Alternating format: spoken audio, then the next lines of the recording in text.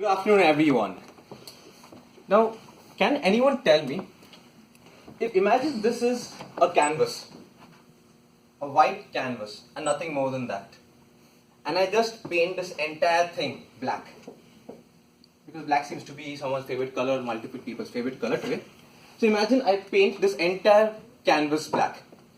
What's the information out of this? Any information out of it? Nothing. Little information out of it. Now, in this black background, if I put a white color circle and I paint it white, okay, now this is white, another extreme color, does it convey any information? Maybe moon. Maybe moon. So to certain people, some information is coming out, right? So it's now a little information coming out, right? Now if all of a sudden, I take my paints and start putting white dots. What does it look like? Stars. So now what's the canvas portraying?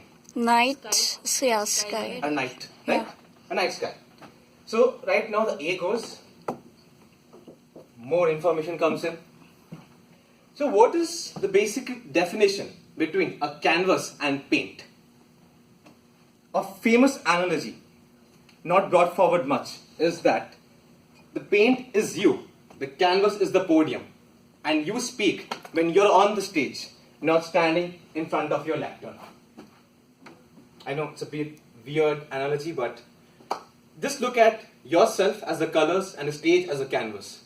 If someone stands here and talks to you, does it feel like a stage performance to anyone? If I stand from here, what are the two things that's happening? First, I'm very scared of the stage. And that's the reason why I'm standing here. No one can see my legs shaking or my hands shivering from here, right? And what's the other thing that the audience is saying? The audience gets certain information, not much, because it's becoming very boring to them, right? So if I stay from here and talk, it's very boring to someone. So what's the very first problem that most of the stage speakers, orators, public speakers have?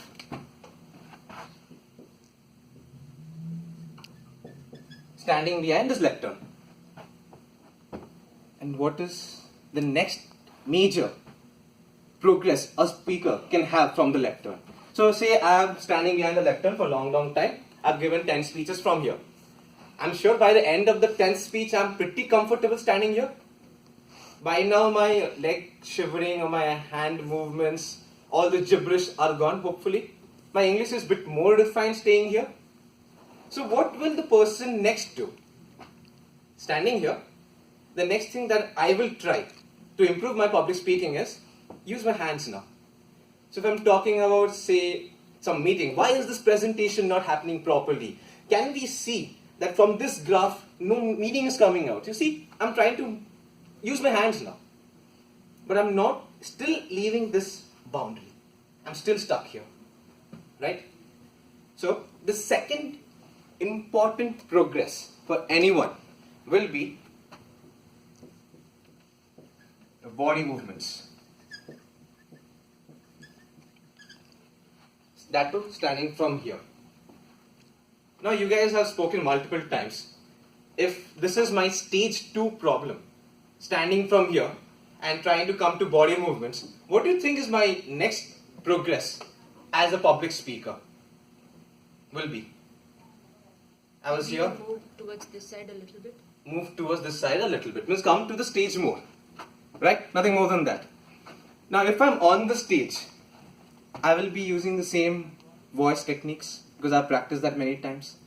I'll be trying to improve more on my hand movements. Maybe I'll get my leg movements now into the picture. So, third point comes is your stage movement.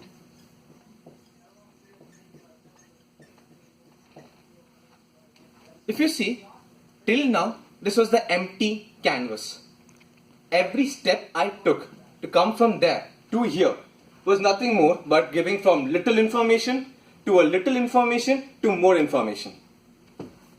And your stage definition, as per most of the dictionary goes, when the person is on stage and talking, not standing on a lectern and talking. It's pretty obvious, coming from here to here takes a lot of efforts, ideas, and to certain people is within them. What do you think is the very first reason why a person goes behind the lectern? Most common reason why would someone be behind the lectern? He has something to say. Yeah, some? Something to say.